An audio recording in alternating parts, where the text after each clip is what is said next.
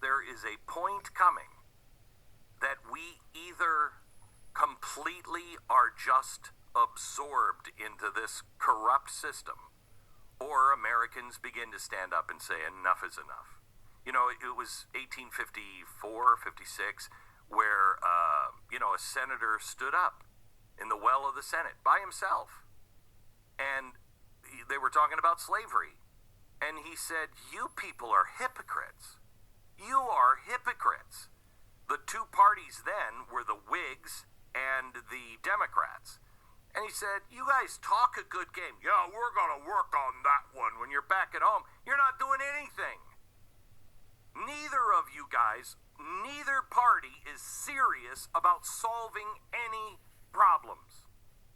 And meanwhile, the South is sleeping with the whore of slavery." That got him almost beaten to death in the well of the Senate. Now, you think that's bad? This is worse. Not only was he almost beaten to death, the guy who beat him to death was a congressman. He used his cane to do it, beat him in the head. Sumner was never the same, and no one stopped him. No one on the Senate floor, no, the color guard didn't show up. Nobody showed up to pull that guy off of him. Then, he was never prosecuted. He was never questioned. He was never arrested. Ever. Instead, the Democrats came back into session, and they had made chains with a little mock cane on it, and they wore it outside of their clothes, basically saying, you want some of this? You bring this up and we'll do it to you. Okay? That was the end. That day marked the end of the status quo. There's going to be an event. Somebody's going to stand up and say, enough. Enough. I don't know what it is, but it's coming. It's coming because it's too... Honestly, I was reading the news today. You got to get the email newsletter. Today it's like, oh my gosh, it's just crazy. Get the email newsletter, glennbeck.com. It's free.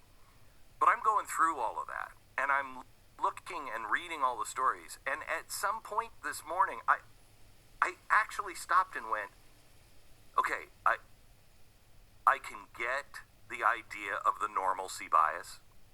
I can get the idea that everybody's been pushed into a corner.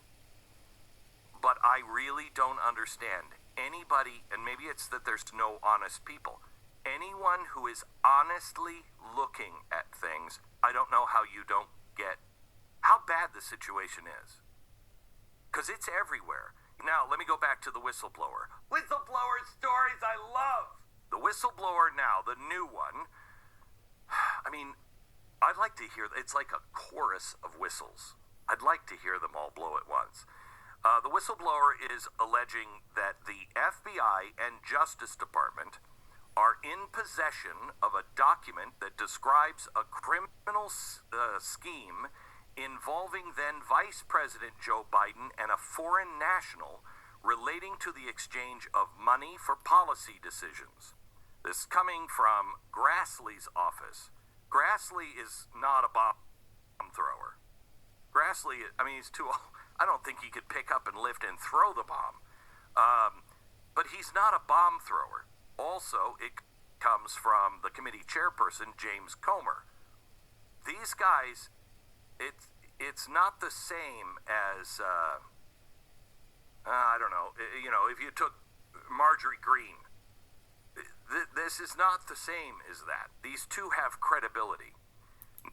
The system of the Confederate insurrection using fraudulent policies such as the unitary executive theory and Confederacy policies in general for the usurpation of the United States has historically been collected for the manufacture of the coup in this insurrection against these United States, generated for the exclusive benefits of those threats which make at its core purpose the eradication of the United States hegemony and general function on the international level, as they have taken foreign money from all forms, including the West, in order to generate the prophetic position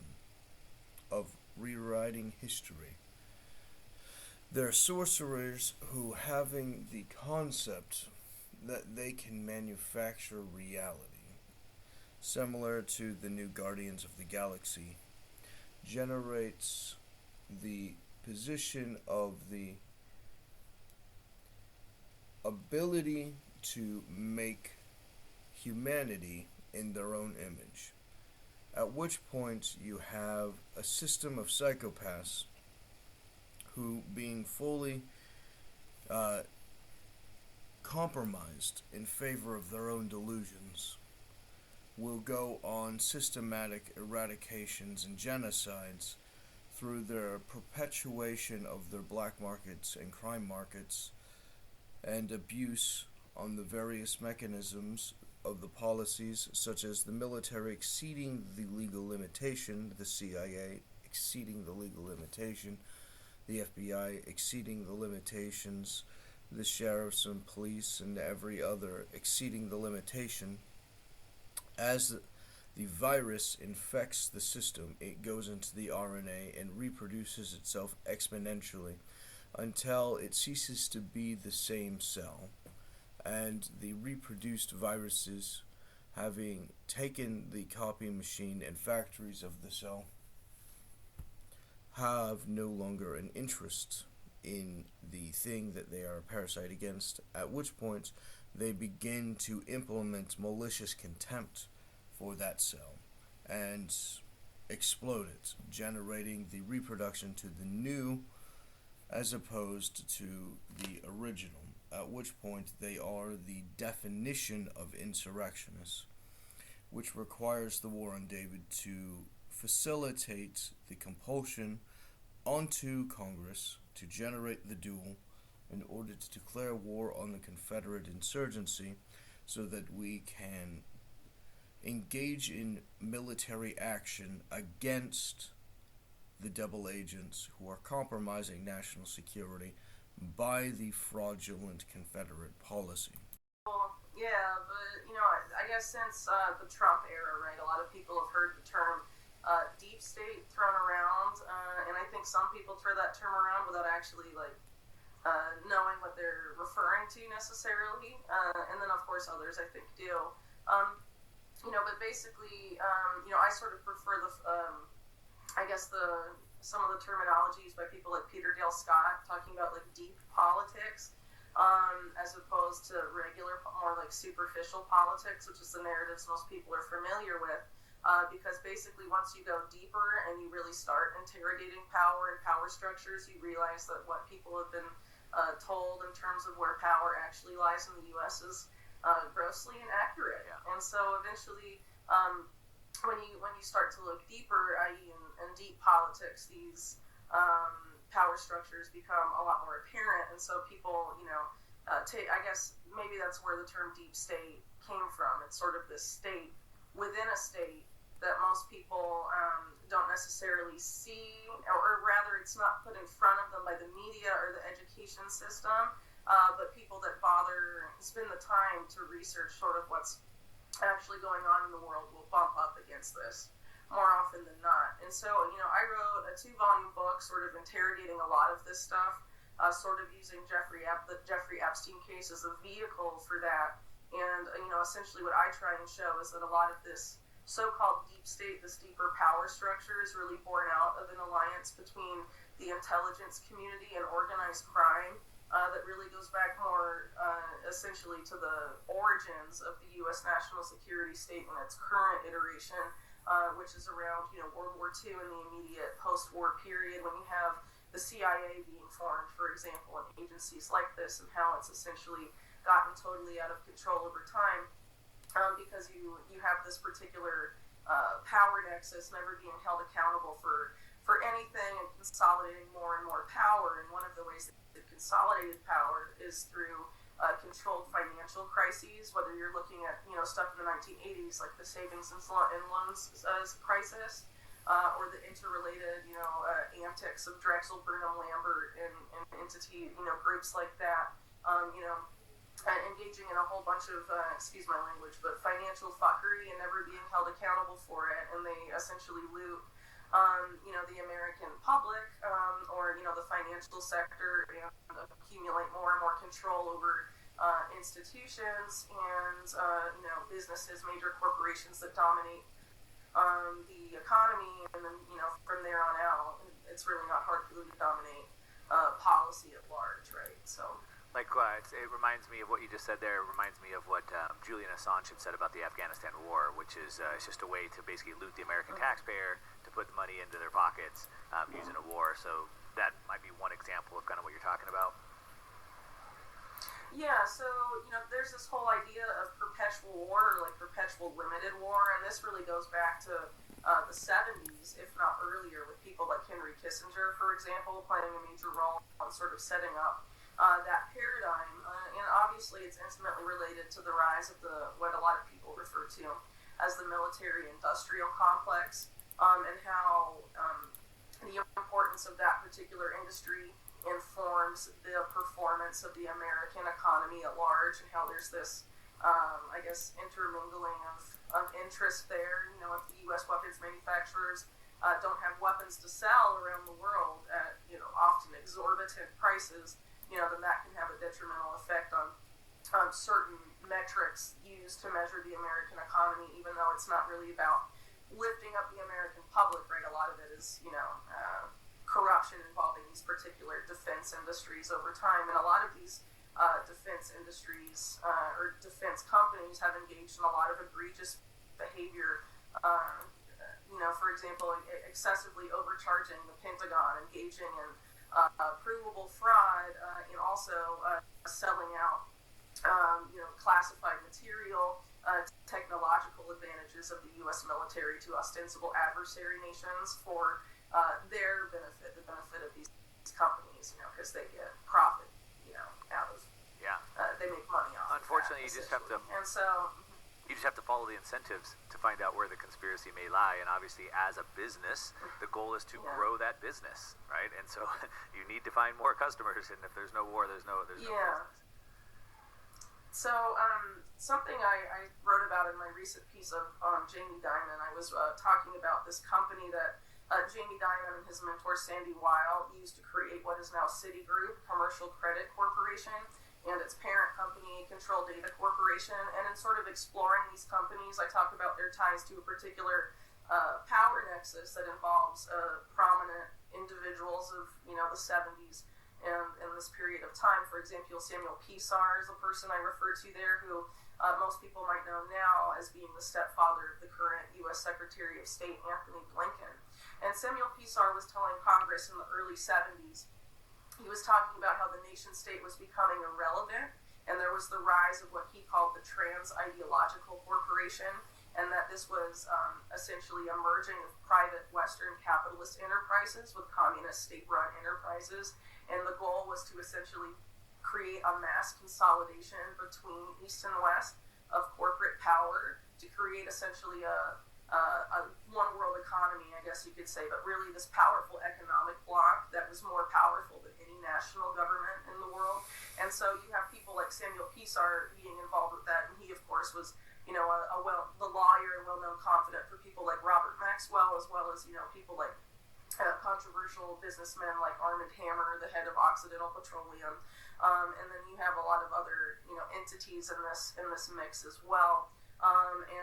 Like the Trilateral Commission, for example, of the Rockefellers has emerged, became prominent around the same period of time, and has a essentially analogous agenda. This idea of consolidating power over the economic engines of the world under a specific block that makes the nation state and national sovereignty completely irrelevant. And this was back in the 70s, right? So I think if you look at how these groups have developed since then, and how these particular policies they were promoting back then have advanced, it's really staggering. How far along this has gone essentially. And so I think the more financial crises we see, including this current one, this current banking crisis, it's just going to be even deeper and more extensive consolidation, arguably we've probably ever seen before. I mean, you have people like Edward Dowd, for example, in a recent interview talking about how he thinks by 2025 that there'll just be 6 banks left in the U.S.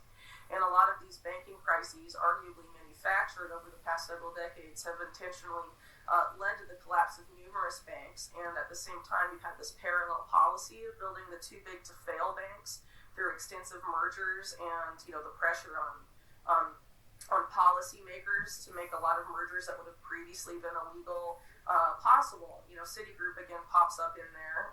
Arguably, Sandy Weill was one of the major forces in getting Glass-Steagall, the Glass-Steagall Act repealed because Glass-Steagall didn't permit his existing, the company he was running at the time, Travelers Group, from merging with Citibank to create Citigroup, right? Yeah. And so he was putting a lot of pressure on his friend Robert Rubin, right, to sort of affect that policy change for the purpose of making bigger and bigger banks, increased consolidation, right? And so now, these have been deliberate policies over time, and I really wish more people would pay attention to them, just because it's eventually we're ending up in this new paradigm where it's pretty clear why they've been consolidating control over the banking sector the way they have been, and it's because we're entering a new paradigm where they're trying to essentially change what money is and what the economy is. We're entering into this, programmable money paradigm, right? Where money isn't really money anymore; it's a control system. Yeah. And so, if you have all of the control of the banking and financial services industry in very few hands, it's much easier to force widespread implementation and adoption of that system. If you have a more decentralized banking sector and lots of competing banks and thousands of banks, it's harder to force that on the American consumer. So yeah, I want to dive into all that, such good stuff. I want to just jump right back up just to like a little bit of a higher level, just jump back to something that you said, because you had said, I think you said something about where most people think the power lies in the U.S. is irrelevant. And I think you were probably talking about thinking that, the Biden administration has all the control, but really it's like Joe Biden's in charge of it. Right. But I want to just jump to a higher level, because when you talk about like this kind of this intelligence community, and you've rattled off a whole bunch of connections there, how it's really kind of through this finance agenda that's been being pushed for decades at this point. Where does that tie in with the globalist agenda? So like do these bankers, you mentioned Henry Kissinger, does it tie in with like the World Economic Forum, and Henry Kissinger was a teacher mentor to Klaus Schwab? So is all of that kind of globalist agenda, WEF, EU, Davos, kind of in this kind of intelligence banking committee? Or what you have to understand is that the criminal insurrectionists of the white nationalists has engaged in communism from the perspective of fascists, at which point the opposition to itself generates the self-hatred as a cover, at which point the implementation of socially engineered communities, such as the black community, into communism generates their excuse to abuse against those communities, at which point their acceptance of the central planned economy is their acceptance and nullification of their claim to a remedy, as communism is the assertion of the government, which they have acknowledged as having the authority to do so, implemented the action, at which point they are systematically being trapped into eradicating their own interests, as opposed to the War on David, which acknowledges the superiority of the character of David Bowles, born sovereign, under the estimate of the kingdom, under the constitutional kingdom, from the original schedule, protected by law, nullified by a lack of an American government, but censored and kept in the records as acknowledged as the superior position in American law, actively has subverted the interest of the United States in these espionage insurrections, at which point the self-defeating nature of cooperating with them has been acknowledged in historic positions such as the United States in Tripoli, where we have finalized the acknowledgement that it is foolhardy, arrogant, and self-destructive to negotiate with terrorists, which is why we have formalized the policy to never negotiate with terrorists. This is why I'll never be rich, because I have too much money. This is why I'll never be president, because I get too many votes. This is why I didn't get hired by NASA, because I'm too scienceful. The irony in that skit is that it is directly true in the War on David, as it is derivative of the high priority targeting systems. Those who are engaged in the feudalist mechanism have acknowledged David Bowles as superior in his totality to the Confederacy, at which point the entire Confederacy being subjugated to the American patriarchy generates its confinement to loyalty to the United States under their systems and exceptions, which generates their malicious contempt, generating their violent retaliation against those positions from the obstruction in the mechanism, at which point their justifications are the removal of the credible alternatives to the Confederacy and to its black market certification of communism, which is predetermined status and wealth for each individual party, generating the formation of their feudalist chaos in service to arbitrary abuse and false science for the permanent state of abject misery without profitable returns. Yeah, absolutely. So, yeah, like you mentioned just a second ago, Kissinger is one of the mentors to Klaus Schwab, but he had a few, right? Another one of his mentors was someone like John Kenneth Galbraith, and Galbraith was involved with Samuel Pisar, Armand Hammer, and a lot of these businessmen involved in creating this unified global economy, the Trans-Ideological Corporation. He was involved with them and part of policy, sort of like think tanks, I guess, and advocacy groups pushing for this. And he, was involved in setting up the initial WEF. And then you have people like Maurice Strong, who is sort of comes out of the Rockefeller power nexus and then is largely responsible for the modern environmental movement and a lot of the existing climate change narratives, and very big in a lot of these conferences backed by the UN in the 1990s that promoted things like Agenda 21, which is now Agenda 2030 in its expanded form, and partnering with Mikhail Gorbachev, for example, in the mid-90s to produce the Earth Charter and a lot of these things. So this group essentially, has a lot of ties going back to the World Economic Forum, but I would stress that the World Economic Forum is one body of several bodies. So I mentioned earlier, like the Trilateral Commission. They have essentially very similar goals to the WEF, and a lot of these different entities work together. I guess the WEF has become more infamous in recent years because they sort of put themselves out front and center with the whole Great Reset initiative.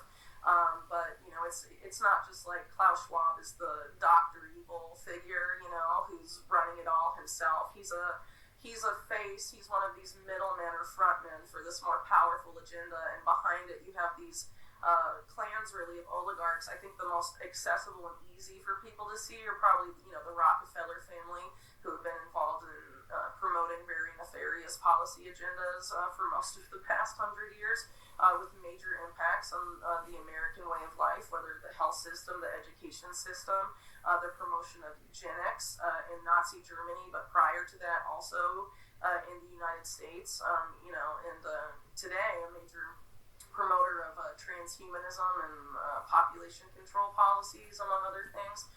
So you've seen these particular groups, develop over time, and there's different times where, you have sort of these interconnected entities, and at certain times some are more infamous than others, right? So maybe in the 70s and the 80s, the Trilateral Commission was getting more attention, but the WEF wasn't, right? And now the WEF's more notorious, but essentially you have a lot of these interconnected groups, and these are the people that write the policies that sort of then trickle down into national governments. I would argue that a lot of the legislation and policies being implemented by national governments, and whether that's the legislative or executive branch in the United States, those policies come to lawmakers from these groups like the WEF or the Carnegie Endowment or the Trilateral Commission. And these entities essentially see governments as existing as what the UN refers to as enabling environments. The power and role of the national government is an enabling environment for policy drafted by these people that a lot of the time don't even live in the country where it's being implemented. And that's how you get this policy framework where, when COVID-19 comes around, you have essentially every country, even if they're ostensible adversaries, operating in lockstep, essentially, when it comes to COVID and biosecurity policy. And the same, too, with things like central bank digital currencies, the digital ID, biometric paradigm. Supposedly, we're told, right, that the U.S. and Europe are gearing up to fight a big war against, the BRICS powers, namely Russia and China. But arguably, BRICS is more advanced on all of those policies that I just mentioned than even the West, even though, a lot of people see those policies as coming from ostensibly Western-based institutions like the World Economic Forum, which is, in Davos, Switzerland, right? It seems, when you look at it through that angle, a lot of these conflicts that are sort of promoted to us at what I would argue is a more superficial policy level, it's like team sports. I think the transnational power structure behind this has been planning for sort of a baton pass from the West to the East or the BRICS countries, for quite a long time. And I don't really see it, as necessarily being the way it's promoted to people right now as, I see that as a more superficial narrative, I guess you could say. Yeah. Yeah, I think that's fair. There's a major effort, for example, you have a major effort globally to essentially digitalize everything. That's a big part of the so-called Great Reset, which is really, what the Great Reset really is moving from the pre-COVID paradigm into the fourth industrial revolution paradigm, right? Where everything is digitalized, and as described by the authors of the term, it's a fusion of our physical and digital selves, right? So at the same time you have this push to digitalize everything, you have this push to control the digital space. And we've seen that in a big way over the past several years with censorship, but it goes far beyond that. So, I've written for a couple years about a public-private partnership housed within the World Economic Forum called the Partnership Against Cybercrime. And I think this entity is very significant because, for example, on the public side, you have the U.S. Department of Justice, the FBI, and the Secret Service on board, and then you have major, some of the most powerful banks in the country, like Bank of America, involved in this. And this particular policy, or public-private partnership, is pushing forth insane policies that aim to not just end financial anonymity completely, but also online anonymity, period, by linking all your online activity to a government-issued ID, which is part of this digital ID paradigm. But really, that particular agenda in the U.S. is actually quite old. It goes back to the Obama administration when there was this effort to implement what they were calling a driver's license for the internet. So there's this ultimate goal of having your internet access, period, being tied to a government-issued ID, and that way they can know what you're watching, what you're reading, what you post on social media. There's a complete effort to surveil the digital world completely and have our entire lives onboarded onto the digital world at the same time. Yeah. And on the financial side, into financial anonymity, I would argue that's why there's so much effort to totally eliminate crypto. And this particular WEF public-private partnership not only wants to make it impossible to use cryptocurrency as like legal tender or any sort of equivalent, they also want to drive the value of Bitcoin to zero, because they say as long as Bitcoin or any other cryptocurrency has value, they claim without evidence that that's a major driver of cybercrime globally. But they define cybercrime not just as things like ransomware attacks and hacking. Spreading misinformation makes you a cybercriminal. And this is the FBI developing these policies, along with UK intelligence agencies and Israeli intelligence agencies. That's the public side of this partnership against cybercrime. Yeah. And ultimately, the craziest policy they're pushing for, and they're actually going quite far in implementing this, is the merging of law enforcement with Wall Street banks and banking regulators. Right. Fascism. Because if they can, That's mental. if they can catch you, if they can surveil all your transactions, your financial transactions, then they can potentially, for our safety, of course, potentially they can. But it's also your speech. Right. It's also your speech. I saw. I think it was Christine Lagarde was talking this week, and she was talking about the CBDCs, and she said why they need total control of all transactions. I forget, over $500. She said maybe we could have it where there's no control under 500, but I think even we need to control and surveil that, because we've seen how even transactions under 500 have led to protests. Disturbing stuff. Just keep in mind, anyone that succeeds in having financial or online anonymity is being viewed right now by the FBI Department of Justice as a potential cyber criminal, and a lot of this dovetails with the infrastructure set up by the Biden administration, and actually the Department of Justice under Trump, which was, run by a career CIA mop-up man named William Barr, created what was essentially a pre-crime system in the United States. That is still Department of Justice policy today. The antecedents of trying to implement this type of system in the U.S. go back many decades, but they're farther along than they've ever been, and the war on domestic terror is all about ushering in that paradigm in earnest, and this is what the surveillance state is all about. Yeah. Because it's not just about finding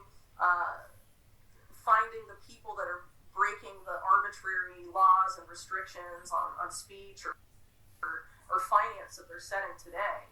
This is all about predicting who might do it in the future. It's all predictive. And that's the role of the artificial, AI comes in. AI is about analyzing all of this data, not just to find the people that are breaking these rules right now.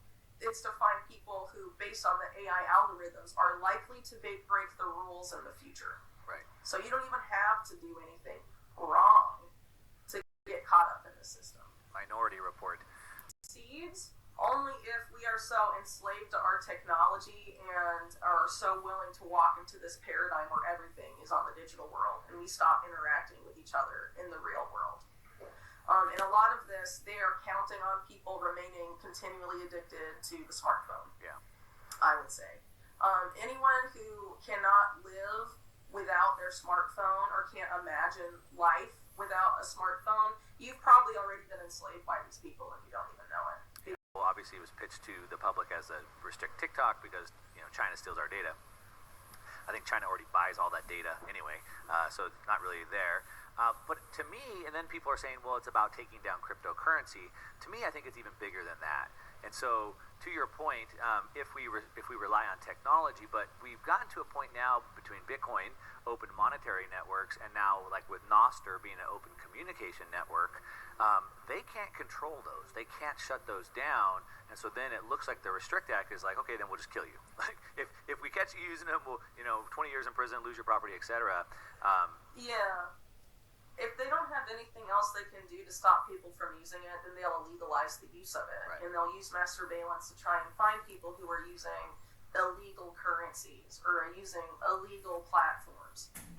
Yeah, I think that's where this will eventually go. And I don't want to freak people out with that, but I don't think people should be sleepwalking into this either, constructive because platforms they are making a grab for insurrection control of everything. as a hateful enemy of the American Republic. They're not just going to let people the militant use alternative systems without trying to, do something about it. And that's really all the tools they have in their tool shed is just to illegalize it.